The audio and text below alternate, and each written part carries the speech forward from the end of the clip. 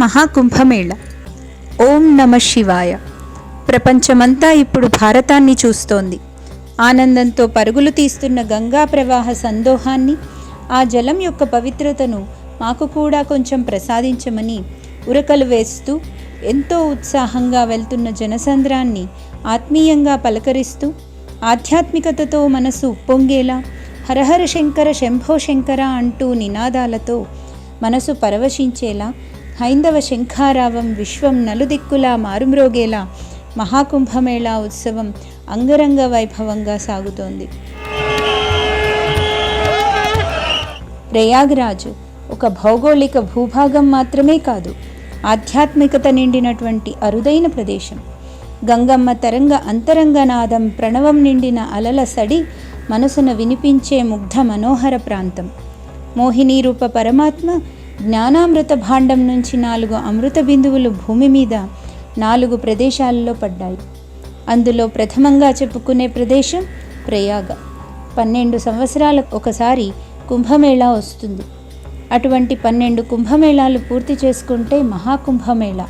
శివుని జటాజూటం నుంచి జాలువారిన గంగమ్మ, కృష్ణయ్య లీలలు కనులారా కన్న యమునమ్మ, బ్రహ్మజ్ఞానం ప్రవాహంగా మారిన సరస్వతమ్మ కలిసి త్రివేణి సంగమంగా అజ్ఞానాంధకార తిమిరాలను దూరం చేసి, పాప ప్రక్షాళన చేసి, జ్ఞాన జ్యోతులను జాగృతం చేసే విశిష్టత కలిగిన ముగురమ్మల మహిమాన్విత సుందర సంగమం త్రివేణి సంగమం. భౌతిక సుఖాలను పట్టించుకోకుండా ఎంతటి కష్టాన్నైనా భరిస్తూ తల్లి గంగలో మునుకలు వేయాలని, తెలిసి తెలియక చేసిన పాపాలను పోగొట్టుకోవాలని, తమ జీవితకాలంలో మరలా పొందలేని మహాద్భుతాన్ని ఈనాడే ఇప్పుడే పొందాలని, తల్లి ఒడిలోని సుఖాన్ని మరలా గంగమ్మ ఒడిలో అనుభవించాలని పసిపిల్లలా మారిన మనసుతో, కల్మషం లేని హృదయంతో మునకలేయ కదిలి వస్తున్నది భారతం.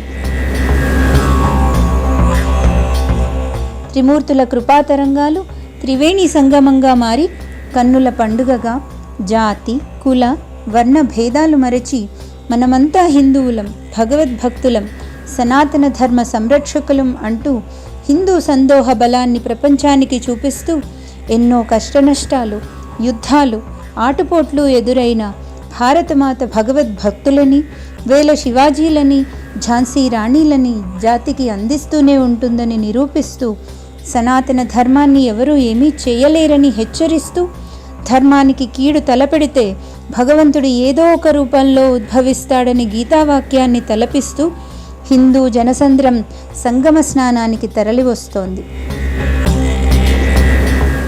సురగంగలో స్నానమాడే దేవీదేవతలు భూగంగల్లో స్నానమాచరించాలని, వైకుంఠంలో ఉండే విష్ణువు తన పాదాల నుంచి ఉద్భవించిన గంగమ్మ అందాలు చూడాలని, కైలాస శివుడు తన శిరస్సుపై ఉండే గంగమ్మ పొంగులు కనాలని, విష్ణు పాదాలను గంగాజలంతో కడిగిన బ్రహ్మ ఆ పవిత్ర జలంలో జలకాలాడాలని, వారి వారి దేవేరులతో కలిసి మారు రూపాలలో వచ్చి అమృత స్నానం ఆచరించే ఆ సంగమంలోనే తమ తమ జీవితాలని భగవంతుడికే అర్పించి నిద్రాహారాలు మరిచి భౌతిక సుఖాలకు దూరంగా ఉండే సాధుపుంగవులు, విశ్వ కళ్యాణం కోసం యజ్ఞయాగాదులు చేసే ఋత్వికులు, దేశం కోసం ధర్మం కోసం నిరంతరం కృషి చేసే దేశభక్తులు స్నానమాచరించే ఆ జలంలోనే తాము కూడా మునకలేస్తే చాలని మనసున తలచి బయలుదేరి వెళ్ళిన సామాన్యులెందరో.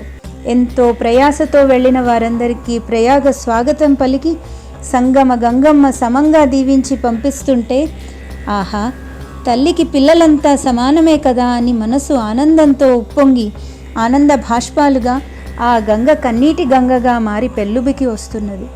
మాటలు రాని నాతోనే ఇన్ని పలుకులు పలికించిన ఆ మహాకుంభమేళా నిరాటంకంగా జరగాలని ఆ పరమేశ్వరుణ్ణి ప్రార్థిస్తూ మహాకుంభమేళాలో కలుద్దాం హిందూ బంధువులారా.